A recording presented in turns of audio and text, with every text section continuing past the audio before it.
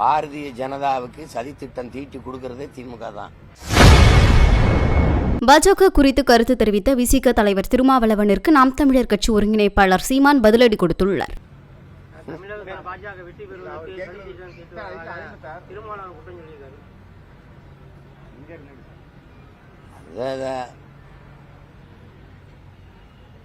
பாரதிய ஜனதாவுக்கு சதித்திட்டம் தீட்டி கொடுக்கறதே திமுக தான். இந்த பிரச்சனை இருந்திருக்காது. இப்ப நான் முதலமைச்சர், சீஃப் மினிஸ்டர் ஆஃப் தமிழ்நாடு, இந்த பிரச்சனையே வந்திருக்காது, பேசியிருக்க போறதில்லை. புரியுதா? நீங்க பிரச்சனையை உருவாக்குனது யாரு?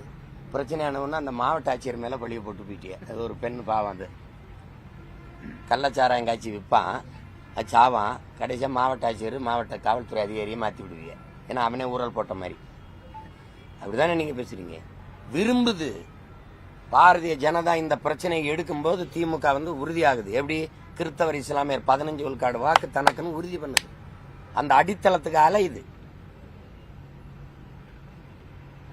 ஒரு அடிப்படை தானே தம்பி, ஒரு அடிப்படை தானே. இவரு கிறிஸ்தவர், எனக்கு பாதுகாப்பு திமுகன்னு நினைக்கிறப்பல. இவர் இஸ்லாம், எனக்கு பாதுகாப்பு திமுகன்னு நினைக்கிறப்பல. இவர் இந்து, எனக்கு பாதுகாப்பு பிஜேபின்னு நினைக்கிறப்பல.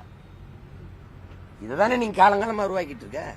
அதுதானே உருவாக்கிட்டு இருக்க. நீ அந்த சூழல பிஜேபி வந்துரும் வராது அப்படின்னு சொல்ல முடியல. நான் இருக்கேன், வர விட மாட்டேன்னு சொல்லணும்ல. இப்ப நீங்க உங்க வீட்டுக்கு ஒரு வாயில் காவலனை போடுறிய, வாட்ச்மேனை எதுக்கு போடுறிய? திருடை திருடிட்டு போகும்போது விரட்டி பிடிக்கவா?